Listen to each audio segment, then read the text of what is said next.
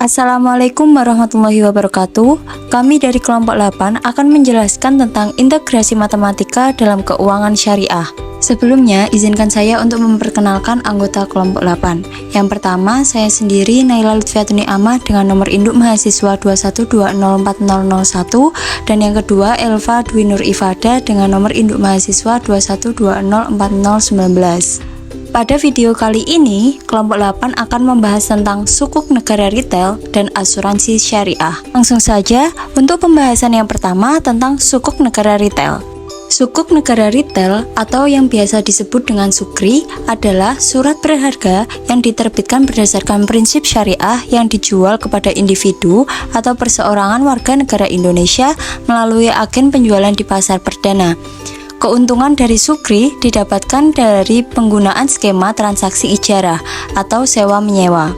Terdapat beberapa karakteristik sukuk retail. Yang pertama, untuk individu warga negara Indonesia. Yang kedua, pengelolaan investasi dengan prinsip syariah. Yang ketiga, pemesanan mulai dari 1 juta rupiah. Yang keempat, tenor 3 tahun untuk seri SR019T3 dan 5 tahun untuk seri SR019T5.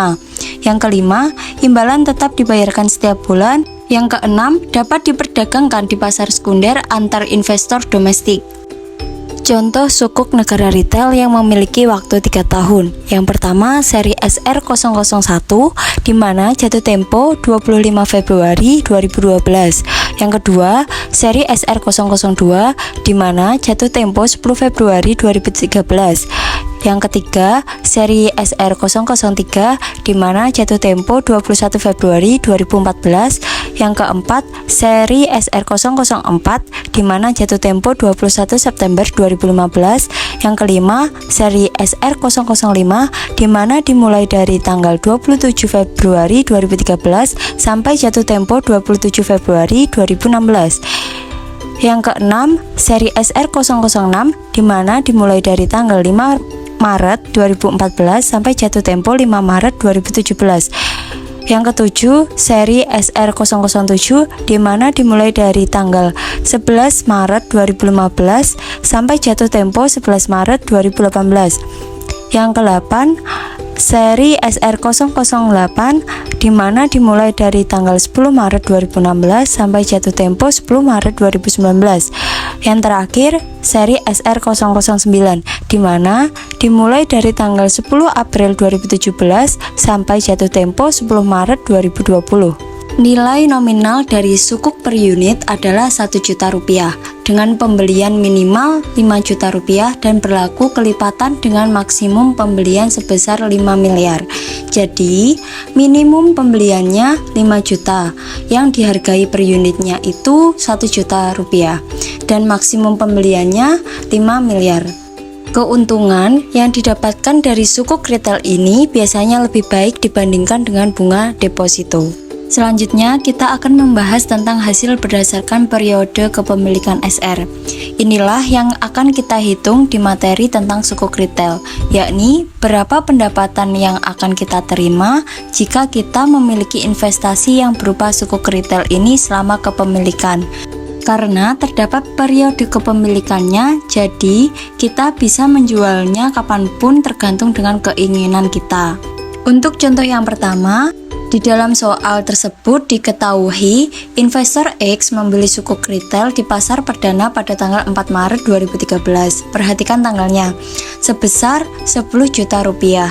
Jadi, terdapat 10 unit sukuk retail yang dipilih investor X dengan imbalan sebesar 9% per tahun dan tidak dijual sampai dengan jatuh tempo. Ternyata jatuh temponya itu 3 tahun. Kemudian pada tanggal 4 Maret 2016. Yang ditanyakan adalah berapa total pendapatan yang diterima investor X selama memegang SR. Kita bisa menghitung berapa total pendapatan ketika investor X masih memiliki investasi-investasi dalam bentuk sukuk retail.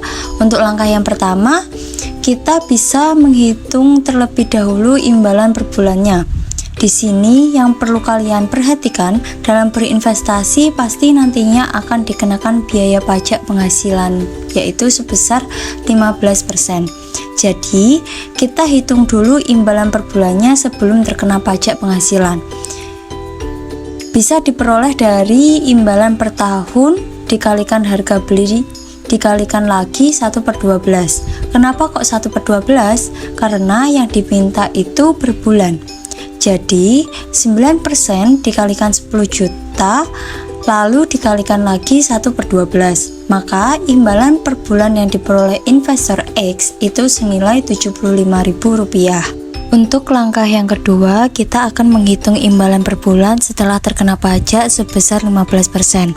Dengan cara hasil imbalan per bulan sebelum terkena pajak penghasilan dikalikan dengan besar pajak, lalu dikurangi lagi hasil imbalan per bulan sebelum terkena pajak penghasilan.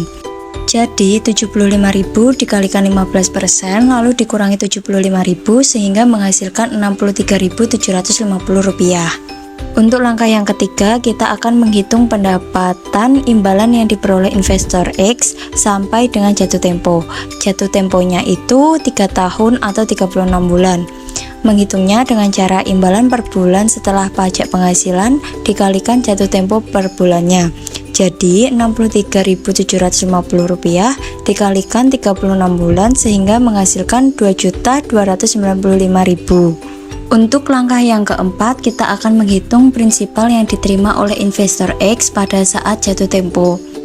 Prinsipal ini adalah pokok pinjamannya dengan cara besar pembelian SR yakni 10 juta dikalikan 100% sehingga menghasilkan 10 juta. Jadi hasilnya tetap ya. Untuk langkah terakhir, kita akan menghitung total pendapatan yang diterima investor X selama memegang SR dengan cara hasil pendapatan imbalan yakni Rp2.295.000 ditambah prinsipal yang diterima yakni 10 juta sehingga hasilnya Rp12.295.000. Jadi, total pendapatan yang diterima oleh investor X selama memegang SR adalah Rp12.295.000. Selanjutnya, contoh soal harga premium. Di dalam soal tersebut diketahui investor Y membeli sukuk retail di pasar perdana pada tanggal 4 Maret 2013 sebesar Rp10 juta. Jadi, terdapat 10 unit sukuk retail yang dibeli investor Y dengan imbalan sebesar 9% per tahun dan menjualnya pada 7 Maret 2014. Jadi, investor Y menyimpan SR tersebut selama 1 tahun 3 hari dan harga penjualan SR di pasar sekunder itu sebesar 102%.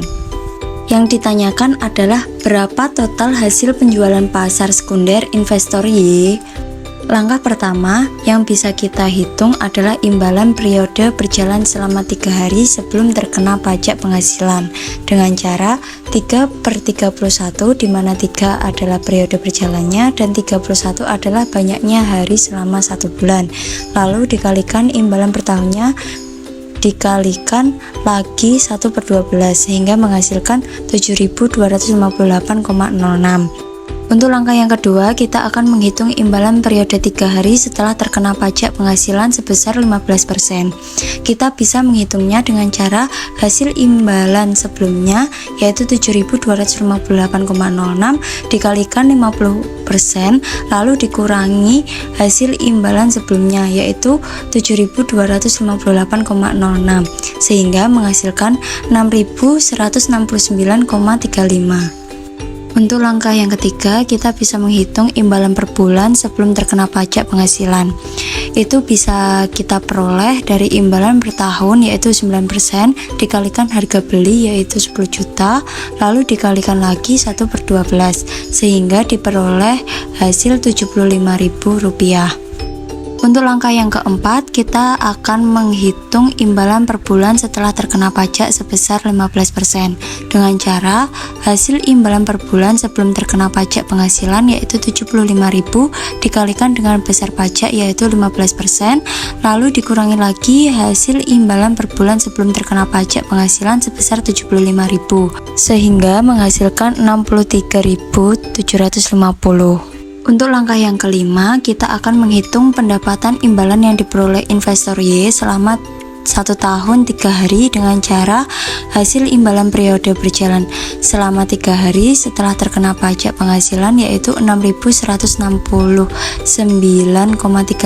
ditambah imbalan per bulan setelah terkena pajak penghasilan yaitu 63.750 lalu dikalikan 12 sehingga menghasilkan 771.169,35. Untuk langkah selanjutnya, kita akan menghitung prinsipal yang akan diterima investor Y pada saat menjual di pasar sekunder dengan cara besar pembelian SR yaitu 10 juta dikalikan harga penjualan SR yaitu 102% sehingga menghasilkan 10.200.000. Langkah yang ketujuh, kita akan menghitung capital gain sebelum terkena pajak penghasilan. Capital gain ini adalah keuntungan penjualan. Kita bisa menghitungnya dengan cara hasil prinsipal yaitu 10.200.000 dikalikan besar pembelian SR yaitu 10 juta sehingga menghasilkan 200.000.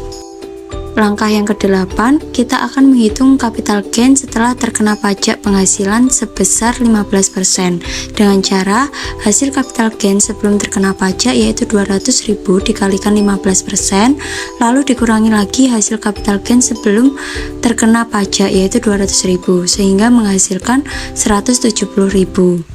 Langkah ke-9, kita akan menghitung pendapatan yang diterima oleh investor Y selama memegang SR dengan cara pendapatan imbalan yang diperoleh investor Y selama 1 tahun 3 hari yaitu 771.169,35 ditambah dengan capital gain setelah terkena pajak penghasilan yaitu 170.000 sehingga menghasilkan 941.169,35. Untuk langkah terakhir, kita akan menghitung total hasil penjualan pasar sekunder dengan cara hasil pendapatan yang diterima investor Y yaitu 941.169,35 ditambah besar pembelian SR yaitu 10 juta sehingga menghasilkan 10.941.169,35. Jadi, total hasil penjualan pasar sekunder investor Y adalah 10.941.169,35. Untuk materi selanjutnya akan disampaikan oleh Mbak Elva. Untuk Mbak Elva, waktu dan tempat dipersilahkan. Baik, terima kasih kepada Mbak Naila Lutfi. Kali ini saya akan menjelaskan mengenai asuransi syariah, di mana asuransi syariah adalah lembaga keuangan syariah non-bank yang berfungsi untuk memperoleh keuntungan dari hasil investasi dana uang dikumpulkan dari peserta asuransi.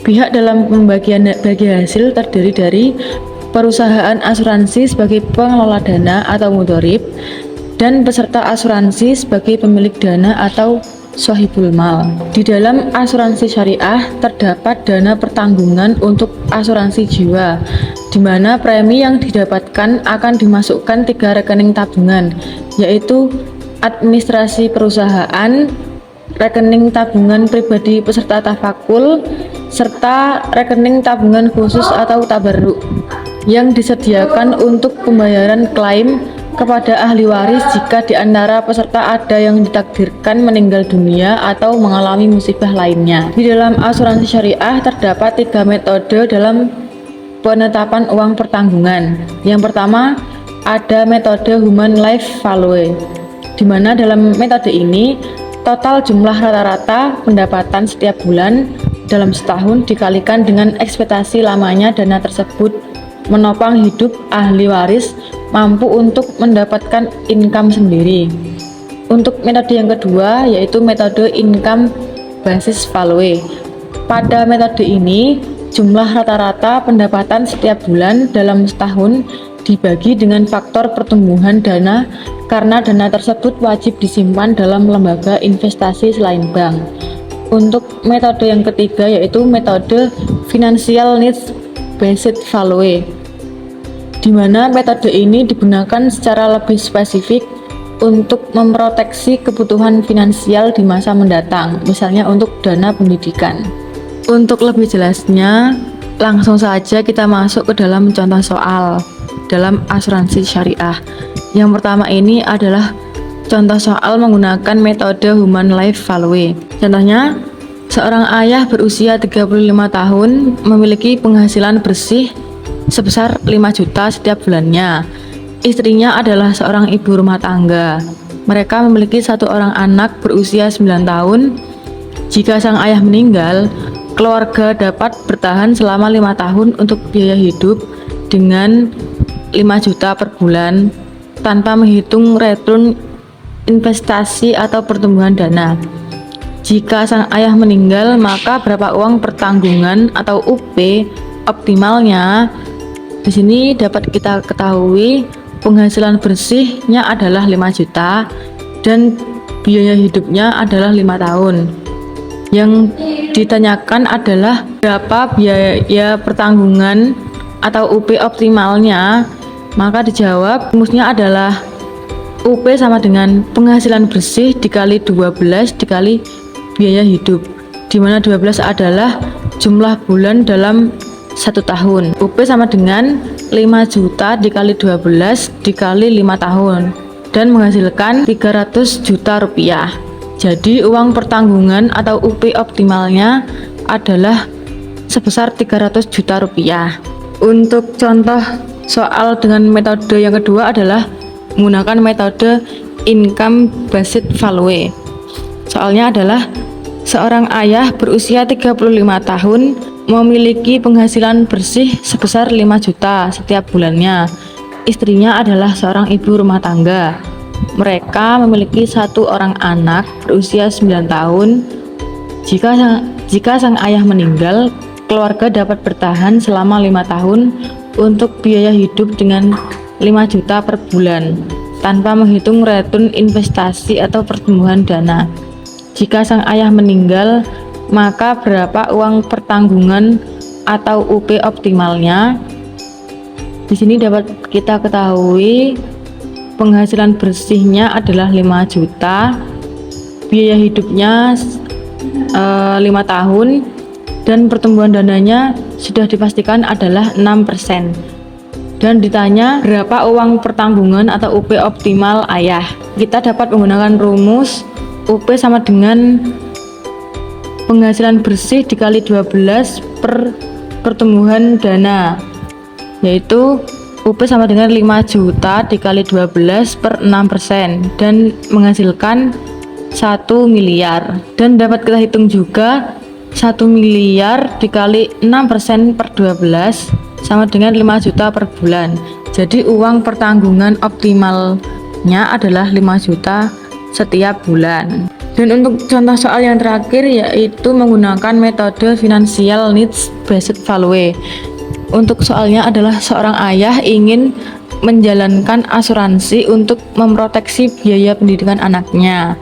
Biaya pendidikan di IAIN sekarang adalah sebesar 200 juta. Dengan perkiraan biaya pendidikan akan naik sebesar 12% setiap tahunnya. Berapa biaya pendidikan 9 tahun yang akan datang? Maka kita bisa menghitung rumusnya dengan biaya pendidikan sekarang dikali kenaikan biaya pendidikan setiap tahun dikali dengan lamanya menempuh pendidikan, yaitu 9 tahun. Maka 200 juta dikali 12 per 100 atau 12% dikali 9 sama dengan 550 juta. Jadi biaya pendidikan selama 9 tahun yang akan datang adalah 550 juta rupiah. Cukup sekian presentasi dari kelompok kami. Apabila ada kesalahan kata yang kurang berkenan, kami mohon maaf. Kami akhiri. Wassalamualaikum warahmatullahi wabarakatuh.